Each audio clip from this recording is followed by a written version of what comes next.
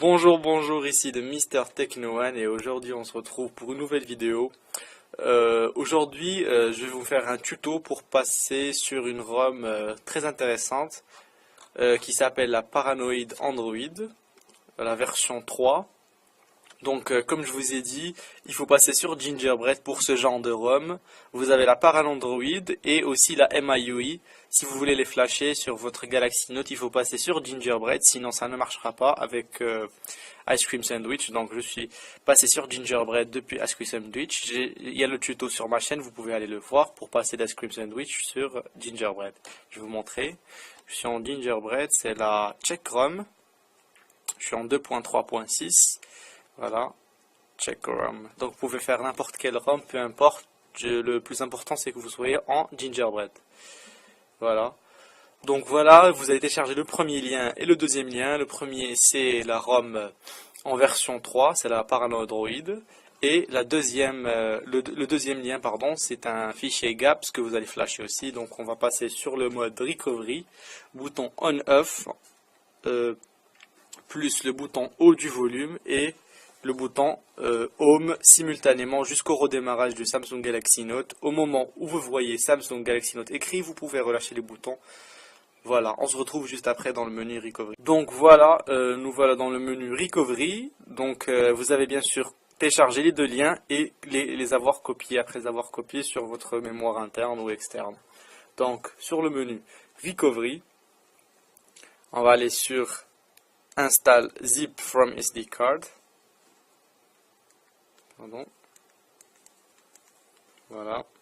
Et on va choisir bien sûr l'emplacement des deux liens téléchargés. Donc moi je les ai mis dans la mémoire interne, excusez-moi. Voilà.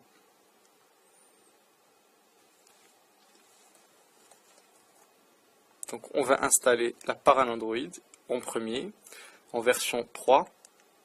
C'est la dernière version d'après l'article posté sur XDA. Donc on va laisser flasher, on se retrouve juste après. Donc voilà, comme vous pouvez voir, l'installation est complète. Normalement, si vous êtes sur Ice Cream Sandwich, il y aura un petit problème.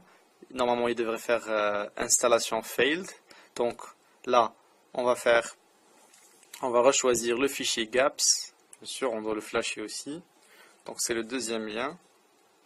Voilà.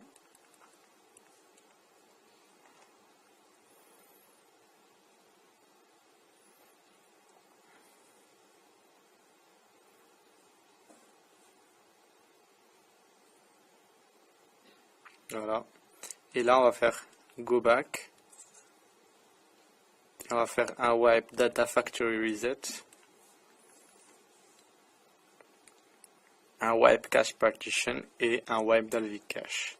Donc un full wipe, bien sûr, comme toujours, pour installer une nouvelle ROM. Comme ça, il n'y a pas de problème. Wipe Cache Partition. Voilà, et puis Advanced et Wipe Dalvik Cache. Voilà. Donc on va faire Go Back et Reboot System Now. Voilà, on se retrouve au démarrage, bien sûr. Et après, configuration de la ROM. Au passage, je voulais vous montrer la boot animation. Voilà, plutôt pas mal. Paranoid Android. Voilà. Donc voilà, c'est le premier, bien sûr, c'est le premier démarrage, donc ça prend toujours, comme toujours, un peu plus de temps. Donc on se retrouve juste après. Voilà, la ROM s'est lancée. Comme vous pouvez voir, c'est l'interface par Android, donc c'est un mixte entre tablette et smartphone. Vous avez ici le menu Ice Cream Sandwich. Donc je ne vais pas vous faire un review, mais je vais vous montrer juste que je suis bien et bien sur par Android, paramètres système. Donc vous voyez, c'est un menu tablette. C'est pour ça que je vous ai dit la ROM elle est très intéressante. On reverra un petit peu tout ça dans un review bien détaillé. Donc ici on est sur Android 4.0.4 et non plus sur Gingerbread. Et on est sur Paranoid Android. Voilà. C'était tout pour moi, c'était Mister Techno One et je vous dis bien sûr à une autre vidéo.